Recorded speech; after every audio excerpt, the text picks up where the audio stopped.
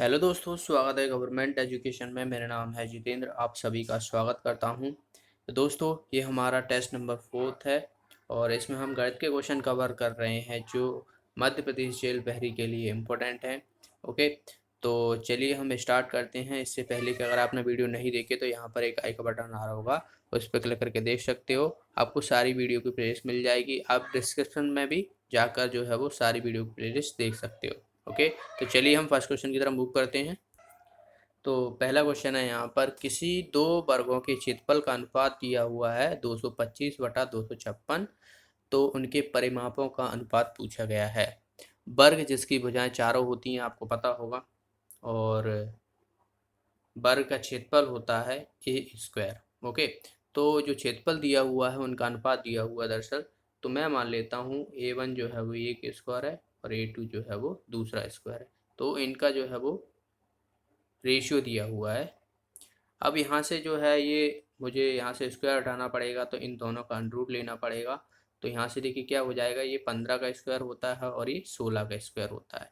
तो हमें यहाँ से भुजा पता पड़ गई, A1 और A2 15/16। ये जो है इनका रेशियो पता पड़ गया भुजा का हमारा, कि दोनों वर्गों का जो भुजा है वो 15/16 है।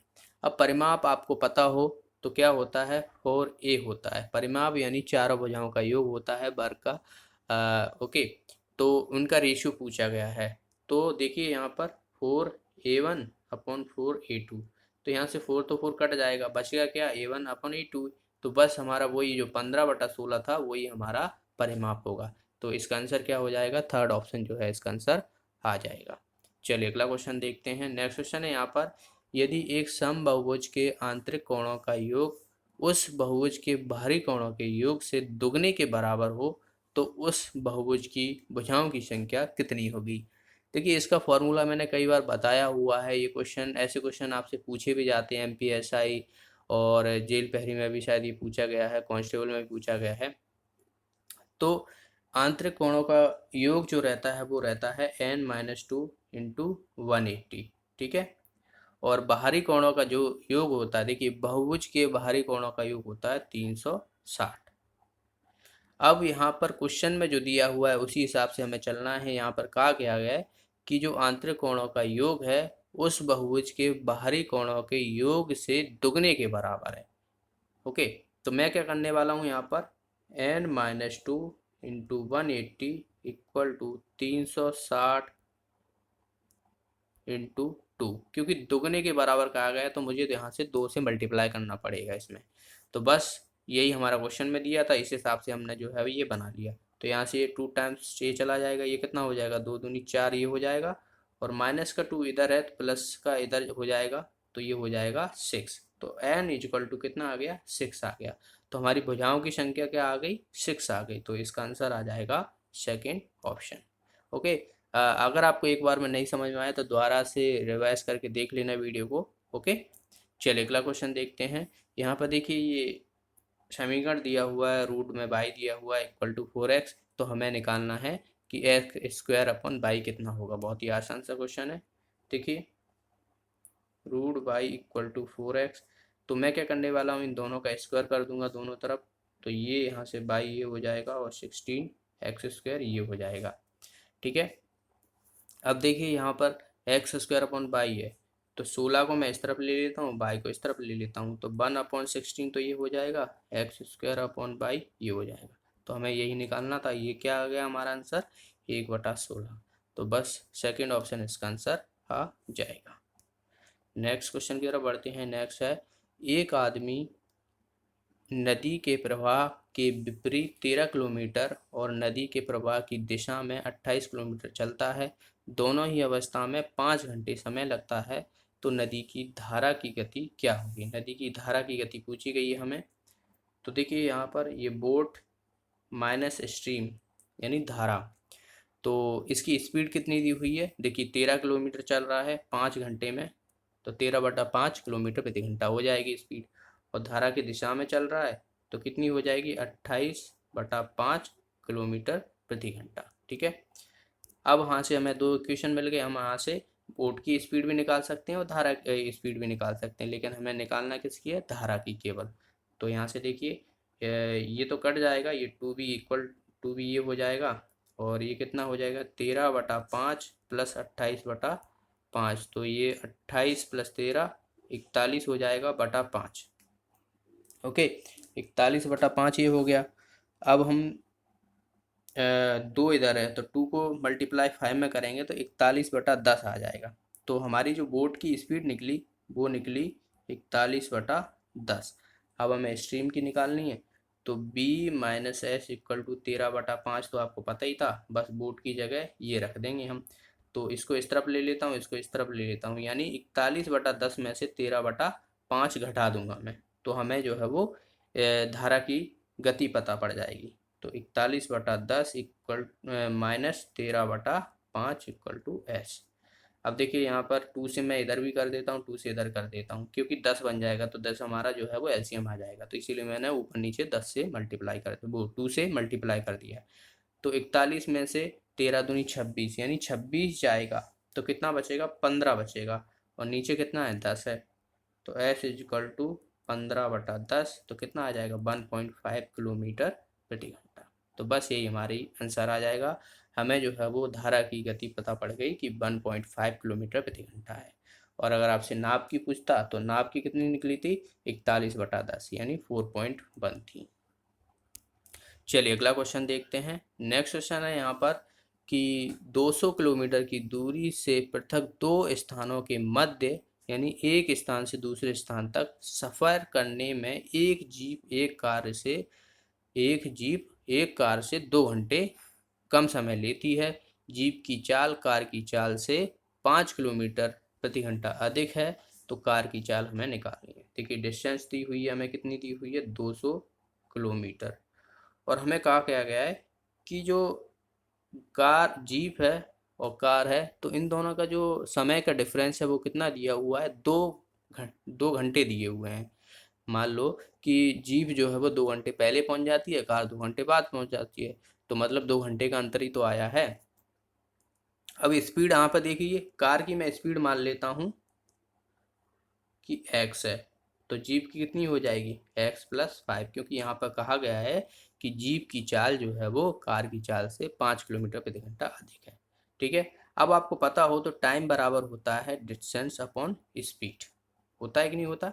डिस्टेंस का वो टाइम का हमें जो डिफरेंस दिया हुआ है वो 2 दिया हुआ है, तो मैं क्या करने वाला हूँ, तो distance upon speed minus distance upon speed equal to 2 कर दूंगा, क्योंकि दोनों का डिफरेंस जो स्पीड का डिफरेंस दिया हुआ है हमें, वो टाइम दिया हुआ है 2 घंटे।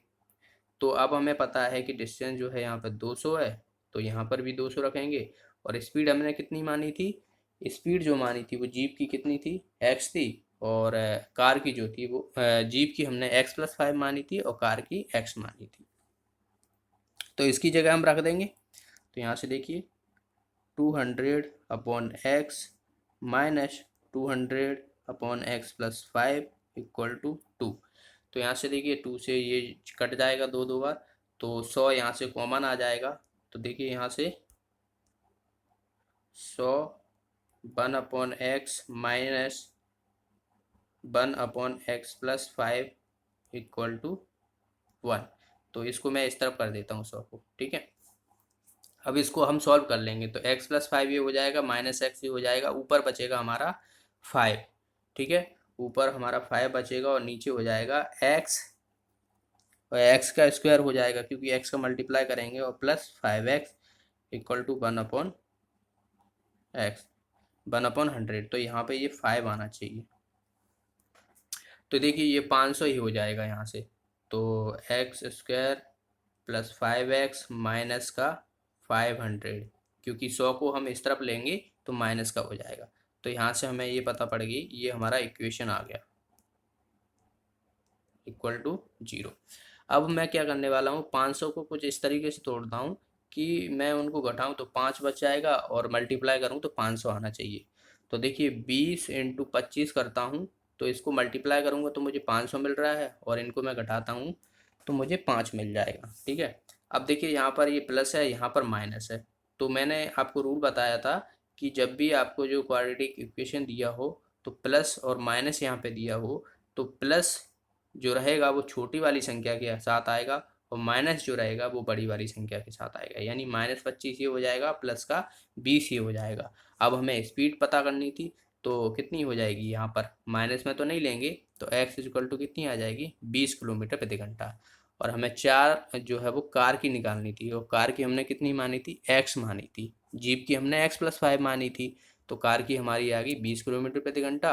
और अगर आपसे जीप की पूछी थी तो x+5 कर देते, यानी 20+5 यानी 25 किलोमीटर प्रति घंटा हो जाती। लेकिन हमें कार की पूछी गई है, तो ए ऑप्शन जो है इसका आंसर आ जाएगा। चलिए अगला क्वेश्चन देखते हैं। नेक्स्ट है यहाँ पर, पाइप ए एक टैंक को 4 घंटे में भर सकता है, पाइप बी उसे 6 घंटे में भर सकता है। यदि उन्हें एक एक घंटे बारी बारी से खोला जाता है और पाइप ए को पहले खोला जाता है तो टैंक कितने घंटे में भरेगा, ये कहा गया है। दो नल हैं, ठीक है, एक 4 घंटे में भर रहा है, एक 6 घंटे में भर रहा है, लेकिन क्या किया है उन्होंने, 1 घंटे तक पहले ए चलता है, फिर 1 घंटे बाद जो है वो बी चलाते हैं, ऐसा कहा गया है। तो ए बराबर कितना, 4 और बी बराबर 6। तो दोनों का हम एलसीएम ले लेंगे, जिससे हमें टोटल कैपेसिटी पता पड़ जाएगी कि हमें इतना भरना है। तो कितना, 12 आ जाएगा। अब ए की एफिशिएंसी कितनी आ जाएगी, 3 आ जाएगी, बी की एफिशिएंसी आ जाएगी 2। एफिशिएंसी आ गई यानी क्षमता। तो देखिए यहाँ पर ए से स्टार्ट कर रहे हैं, यानी 1 घंटे में वो कितना भर रहा है, 3 भरेगा, और अगले 1 घंटे में कितना भरेगा, 2 भरेगा, यानी 2 घंटे में वो 5 भर रहे हैं। 5 की कैपेसिटी हो जाएगी दोनों को मिला के। फिर देखा जाए तो 4 घंटे में कितना भर देंगे, वो 10 भर देंगे। हमें कितना भरना है, 12 भरना है, ठीक है। अब बचा कितना, 2 बचा है। अब ये 2 बचा है वो कौन भरेगा, ए भरेगा ना, क्योंकि ए से हमने स्टार्ट किया था, तो ए पे ही गाड़ी रुकी हमारी। तो कितना हो जाएगा ये, तो 2 जो भरेगा हमारा वो ए भरेगा, तो कितना हो जाएगा, जो 3/2 भरना है तो 2/3 ये हो जाएगा। बिल्कुल हो जाएगा कि नहीं हो जाएगा। अब देखिए यहाँ से, अब आपको समझने वाली बात यह है कि 4 घंटे में जो हमारा पहले भर चुका था और इतना बचा हुआ है इतने घंटे में, तो 4 + 2/3। तो इसका आंसर क्या होना चाहिए, 4 सही 2/3। तो कौन सा हो जाएगा, फोर्थ ऑप्शन जो है इसका आंसर हो जाएगा। अगर आपको ऐसे समझ में नहीं आया तो आप ऐसे भी समझ सकते हो। देखिए कैपेसिटी जो भरी गई थी वो हमने 4 घंटे में भर ली थी। अब जो बाकी का बचा हुआ है, यानी 10 भर लिया तब 12 में से, तो 1/6 हो गया, सॉरी 5/6 हो गया, तो बचा कितना, 1/6। अब जो 1/6 है वो ए भरेगा, और ए का जो टाइम लग रहा था वो कितना लग रहा था, 4 घंटे। तो 4 से मैं मल्टीप्लाई कर दूंगा तो 2/3 यहाँ पे भी आएगा, ठीक है। तो बस 4 घंटे में भी ये भर रहा था और +2/3, तो 4 सही 2/3। तो ऐसे भी यही आंसर आना है। तो दोनों ही तरीके से आप समझ सकते हो इस क्वेश्चन को। अगला क्वेश्चन है कि किसी कार्य को पूरा करने में ए बी से 50% अधिक क्षमता लेता है। यदि मिलकर वे उस कार्य को 18 दिन में पूरा करते हैं तो बी अकेला उसे कितने समय में पूरा करेगा। देखिए ए जो है वो बी से 50% अधिक क्षमता, वो अधिक समय लेता है। यानी अगर मैं मान के चलूँ कि बी जो है वो 100 ले रहा है, तो ए कितना लेगा, 150 लेगा, क्योंकि 50% अधिक क्षमता ले रहा है। तो यहाँ से देखिए 3/2 ये आ जाएगा। अब ये हमारा टाइम का रेशियो आया है कि समय जो है वो इतना ले रहा है। अगर हम इसकी क्षमता निकालेंगे तो इन दोनों का उलट देंगे कि कार्य की उल्टी जो होती है वो क्षमता होती है। तो अगर मैं कहूँ कि A/B की जो क्षमता रहेगी वो 2:3 होगी। अब देखिए यहाँ पर ये तो कार्य है, समय है, ये 2/3 समय है, तो टोटल समय कितना हो जाएगा, 5 हो जाएगा। अब दोनों मिलकर जो है ये 18 दिन में काम कर देते हैं, ठीक है, दोनों मिलके 18 दिन में काम कर देते हैं।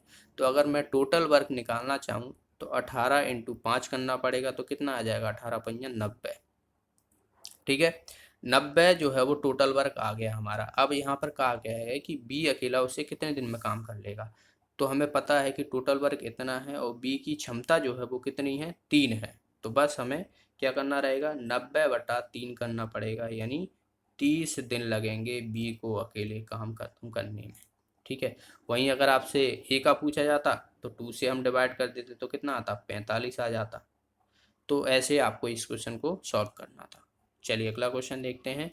किसी भूखंड को 45,000 रुपये में बेचने पर एक व्यक्ति को 10% की हानि होती है, तो 15% का लाभ प्राप्त करने के लिए उसे कितने मूल्य पर बेचना होगा, ये कहा गया है। भाई सेलिंग प्राइस जो है वो कितनी दी हुई है हमारी 45,000 की। 45,000 में कोई भूमिखंड है यानी प्लॉट है तो उसको बेच दिया है, तो लेकिन उसे हानि हो रही है 10% की, तो हमारी सीपी यानी कॉस्ट प्राइस कितनी होनी चाहिए 100/90। ठीक है, क्योंकि 10% हानि पे जा रहा है। तो यहाँ से देखिए 0 से 0 कट जाएगा, 9×45 यानी ये आ जाएगा 50,000। तो 50 हमारी जो है वो 50,000 हमारी कॉस्ट प्राइस निकल आई। अब हमें पता है कि कॉस्ट प्राइस जो है वो हमारी 50,000 है, लेकिन अब हमें क्या करना है 15% अधिक पे बेचना है। तो 15% अधिक पे बेचना है, तो 50,000 का 15% अधिक पे बेचना निकाल लेंगे हम यहाँ से। ठीक है, तो देखिए यहाँ पर कितना हो जाएगा, ये 00 से 00 ये कट जाएगा, 25 2 5 2 7 और 5 यानी ये हो जाएगा 57, 57,500। ओके, 00 यहाँ से ये लग जाएगी, तो ये आ जाएगा हमारा 57,500। तो सी ऑप्शन जो है इसका आंसर आ जाएगा।